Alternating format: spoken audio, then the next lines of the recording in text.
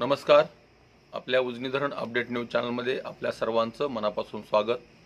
आज 2 ऑगस्ट 2024 आज सकाळी उजनी धरणाची काय स्थिती आहे, रात्री 6 वाजल्यापासून सकाळी 6 पर्यंत उजनी धरणामध्ये किती पाणी वाढलंय आणि दौंडच्या विसर्गामध्ये किती बदल झालाय, त्याचबरोबर वीर धरणातून सध्याला विसर्गाची काय परिस्थिती आहे आणि बनगार्डन विसर्ग कुठपर्यंत गेलाय आणि रात्रीत आपलं पाणी साठा किती वाढलाय, किती टीएमसी मध्ये त्याचं वाढ झाली आहे याची आपण सविस्तर माहिती घेणार आहोत.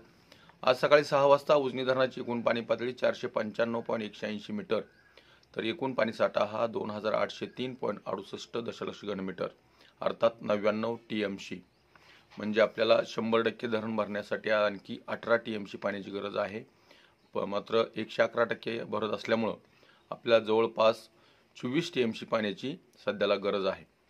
तर उपयुक्त पाणी साठा हा 35 टीएमसीच्या पुढे गेलेला आहे, 35.34 टीएमसी.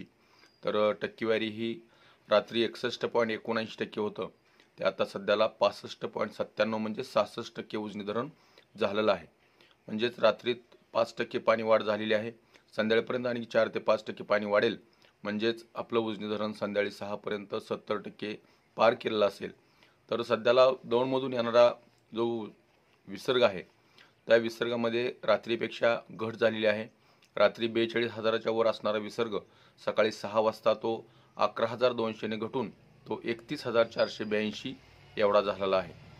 तर बनगार्डनचा विसर्ग हा रात्री 22,834 होता, परंतु अद्यापपर्यंत ताजी आकडेवारी आजची अद्यापर्यंत आलेली नसल्यामुळे कदाचित 7:30च्या पुढे आपल्याकडे आकडेवारी येईल, त्यानंतर आपल्याला नवीन माहिती देण्यात येईल. वीरमधून जो 4,697चा विसर्ग होता त्यामध्ये वाढ करून 15,161 क्युसेक करण्यात आलेला आहे. तर गेल्या 10-12 दिवसामध्ये उजनी धरणाने उच्चांकी पातळी म्हणजे वाढ झालेली आहे. खरं तर असं कधी ऑगस्टच्या पहिल्या आठवड्यात किंवा जुलैच्या शेवटच्या आठवड्यात असं कधी झालं नव्हतं, परंतु यावर्षी पावसाने चांगली साथ दिली आणि वरचीही धरणं जवळपास 19 पैकी 17-18 धरणं पूर्णपणे भरलेली आहेत. नीरा बेसिनमधील ही नाझरे धरणाची परिस्थिती सोडली तर बाकीच्या 4ही धरणाची परिस्थिती 90-95% पुढे गेलेली आहे.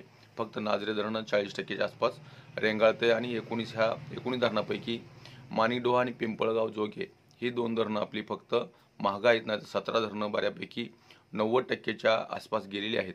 म्हणजे जवळपास ती 100% झालेली आहेत. परंतु येणाऱ्या पावसाचा अंदाज आणि सोडण्यात येणाऱ्या पाण्याचा अंदाज या गोष्टीचा ताळमेळ लावण्यासाठी 90%वर ठेवावं लागतात. कारण आता इथून पुढे येणारा पाऊस, परतीचा मान्सून आपल्याला आणखी येणार आहे, त्यानंतर आपल्याकडं किती प्रमाणात पाऊस पडतोय आणि त्यातून आपल्या उजनी धरणात किती पाणी येतंय त्यावर आपल्या भीमा नदीला येणारी पूरपरिस्थिती अवलंबून आहे. कारण आता सध्याला उजनी धरण 70% झाल्याचं जमा आहे. आणखी 40-41% पाण्याची गरज आहे. म्हणजे 100 पर्यंत जाण्यासाठी 30% आणि वरचा 11% भरण्यासाठी 11%, असे 41% पाण्याची गरज आहे. परंतु हे पाणी लवकरच कदाचित या आठवड्याच्या शेवटी किंवा पुढल्या आठवड्यातल्या पहिल्या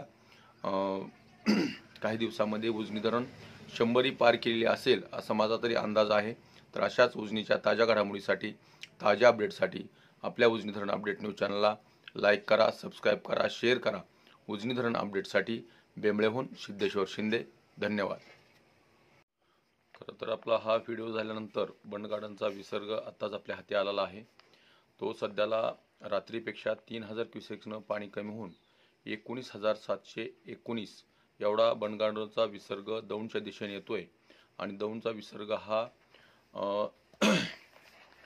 जवळपास आपला हा 31,482, त्यामध्ये कदाचित संध्याकाळपर्यंत आणखी घट होण्याची शक्यता आहे. जर पावसाने साथ दिली तर आणखी वाढू शकतो, परंतु संध्याकाळपर्यंत तो 25,000च्या आसपास जाईल असा माझा अंदाज आहे.